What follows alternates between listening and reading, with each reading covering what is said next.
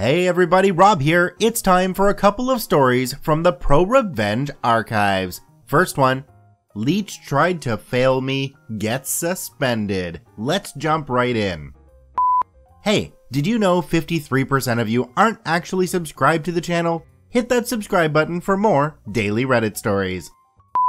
The backstory. This happened a few years ago when I was at school. I was 14 at that time. Every year, our class teacher teams up the students into pairs that would do any group projects given for the rest of the year. I had the misfortune of being paired with Dick. Now, Dick was such a Richard that nobody wanted to be in a group with him. He was the Leech of the class, who did no work of his own until the last minute and was a pro at cheating or copying during exams and tests. Unfortunately, he had managed to fool the teachers into thinking that he was a good, albeit lazy student. I had no doubt that I was in for a rough year of doing group projects all by myself. Right off the bat, Dick did his absolute best to do no work, and since I was a pushover, I ended up doing 100% of the work. I tried to bring it up with my physics teacher, who didn't like Dick either, a few times, but I was told that unless I had proof, she couldn't mark him differently. I had a strict family, so I didn't have a phone of my own at that age and had to use my mom's phone to interact with Dick. All of our talks happened via calls, and my mom's phone didn't have the option to record calls, therefore there was no proof. Apparently, Dick came to know that I had tried to rat him out, so he tried to pull a fast one on me. He called me up during one project and told me to give him the PowerPoint presentation via USB in school the next day so that he could include his own additions. I, like the idiot I was, did it, thinking that Dick had finally turned over a new leaf. Turns out he wanted revenge on me for telling on him by editing out my name for the credits and using all my work for his own. I was shocked when we were called to present when I saw the opening slide. It read only Dick last name, and he used my work for his own. After a lot of arguing and almost crying, I managed to convince the teacher to not fail me. She agreed, but said that I would get lower marks for said project than Dick. The last I saw of Dick that day was him wearing a shit-eating grin. I'd had it. The revenge. I came up with an amazing plan for our next project. As our next project came closer, I called Dick and told him that I didn't mind doing the entire project as it was my favorite subject, which is the truth. Physics was the one class I absolutely loved. He readily agreed, although I told him that I'd be making separate PowerPoints for the both of us, my part in the first and his share in the second.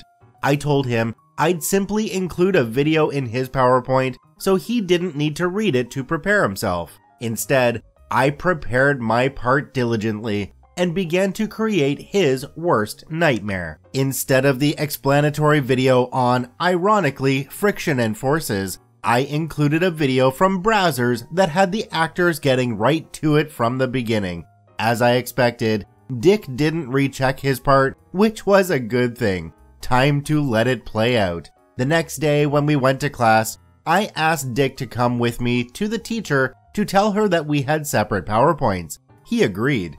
To make it clear to my teacher that I had nothing to do with his messed up PowerPoint, Dick himself explained the situation to our physics teacher. Unsurprisingly, she agreed. I flawlessly presented my part, save for a few stutters here and there because of my nervousness and excitement.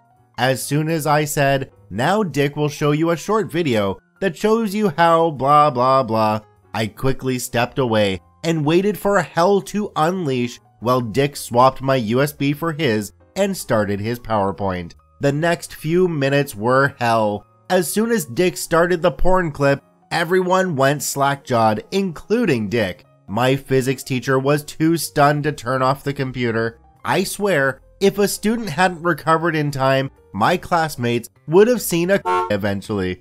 Dick was frozen as our teacher yelled expletives at him. Everyone thought that this was his joke for forces and friction. I don't think I've mentioned this, but Dick was the class clown. Eventually, he was let out and taken to the principal's office for his behavior. Soon enough, it became the talk of our school. Everyone gave Dick dirty looks as he entered the school the next day with his parents. I felt sorry for his parents being humiliated like that, but not too sorry. They'd previously tried to spread rumors about my parents having an extramarital affair, which eventually collapsed upon itself, but that's a story for another day. Suffice to say, Dick was quickly indefinitely suspended for the rest of the school year. He had to attend summer school and had an absolutely shitty reputation for the rest of his years at school. I don't think he ever spoke to me after that. Teachers generally know who the lazy people are in their classrooms and the ones that don't really do any work, so it surprises me that this teacher didn't side with OP right off the bat. I guess they maybe weren't doing their job as well as they should have been. On to our next story. Steal my car, I'll wreck your life. Let's jump right in. This is a story I thought you guys might like. This is not a throwaway because these people, I hope they find it. Backstory, I am a part of a small family-owned type used car dealership. Cue used car salesman joke here. We have maybe 50 cars on the lot at any time, and our main business is subprime or people with less than perfect credit. We truly want to help the people that can't afford or have the credit to buy from a new car dealership. We're actually very liked in our small community. So recently, I had these customers, let's call her wife and him husband, they're early 20s. They come into my store and I like them. They seem like a nice young couple trying to start their lives out. They have two very sweet little girls and could just use a break. They have made some mistakes in their early lives and have less than perfect credit. I coach them on how to improve their credit and they seem sincerely interested in fixing it. So I bust my ass to get them a loan, with the wife's mother co-signing on a nice third row SUV. Wife is literally crying, hugging me because every other dealer turned them down.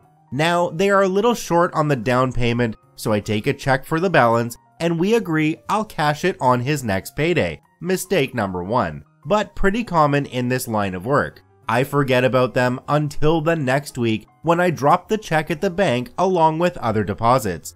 The next thing I know, I receive a notice that the check has bounced, along with a couple non-sufficient fund fees attached for me, and the check comes back. It's a dollar amount that is considered a first-degree misdemeanor in our state, just under a felony. I reach out to wife to see what happened and how we can make arrangements to get this taken care of. The last thing I want to do is go after a young couple with two small kids. At first, wife is a little shocked and insists the funds were pulled from their account, and I show them the picture of the non-sufficient fund check. She understands and says they can pay half in 2 weeks when she's paid again, and in another 2 weeks, pay the other half. I agree to this and just take them on their word. Mistake number two. A couple weeks rolls around and I don't hear from wife or husband, and am now thinking I've been taking for a ride, ignoring my calls, texts, etc. You get the point. I get a call from the bank and come to find out they haven't made their first payment either. Now with this particular bank, if the customer does not make their first payment, we have to buy back the deal. Basically, we have to give the bank the money they sent us for the loan. After blowing up their phones and Facebook, they finally call me back. I get the sob story, he got let go from his job and he just started a new one and mom is going to help them get back on their feet. I go through hell and high water with the bank to make a deal that if they make their payment, they'll keep the loan, but I'm still on the hook if they miss any of the next 3 payments.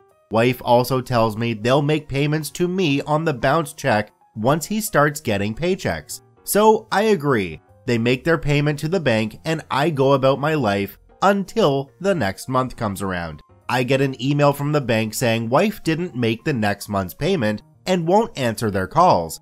At this point, I'm furious and ready to just go get their vehicle. They won't answer any of my calls and call mom. Mom scrounges everything in her social security paycheck to help try to make the payment for them and is short. Wife and husband tells her they'll cover the balance and of course they don't pay. Bank says deal is a buyback. We need our money back for the loan within 7 days. Now the only way I can pay back their loan is if my floor plan, basically giant credit card we buy cars on, gets pictures of the car in my possession. I try to call, text, email, message on Facebook to get a hold of both wife and husband, and they block me on everything. They're basically just stealing the vehicle without paying. They even blocked mom, who has been trying to help them get this handled. Yes, they screwed over their own mother in this ordeal. I just want the vehicle back and to move on with life. So this is where I go pro-revenge on them. I begin by dropping the check off at the local prosecutor, and they're delighted to file charges against them. I do some skip tracing, calling family members, all of which are more than happy to help, because come to find out, husband has had 7 jobs in 4 months and has burned every single family member with money they've borrowed. I find wife's father on Facebook. Father has been trying to take custody of deadbeat wife and husband's 2 kids because of how they treat them. He informs me they are staying in sister's house right over the border. We are on the state line of 2 states, remember this. I call up a repo company and even myself drive the hour to go get the vehicle. They've been hiding it in the garage, according to the neighbors and repo company. I do some searching and find out they're both on probation for stealing a bunch of stuff from multiple stores. So I of course find and call up Mrs. Probation Officer to see if she has a last known address. I then mention to her that they're staying above the state line and bounced a very large check to me, and they're facing fresh charges in my town. She appreciates the knowledge. Now, while I was up at their house one evening, I talked to one of the neighbors who also hates them. They're always yelling at their kids and each other, and convinced neighbor to call me if they see the vehicle outside. It took 1 day. I get the call. I send a very large friend who lives nearby them to go get the vehicle. After many expletives berating my friend, they hand over the vehicle, but not before finally calling me while he was there and tell me how they're going to sue and blah blah. I'm out quite a bit of money from the ordeal, but here's the best part. I just found out by living out of state, they violated probation and got sentenced to 30 days in jail from that.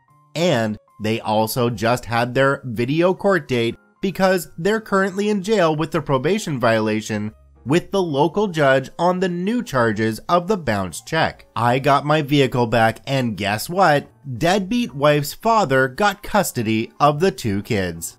As was mentioned in the comments, I think the title of this should be Steal My Car, I'll Fix Your Kids' Lives. I want to thank both OPs for posting their stories to the ProRevenge subreddit. You can visit them at the links in the description below. Please go there and give them an upvote.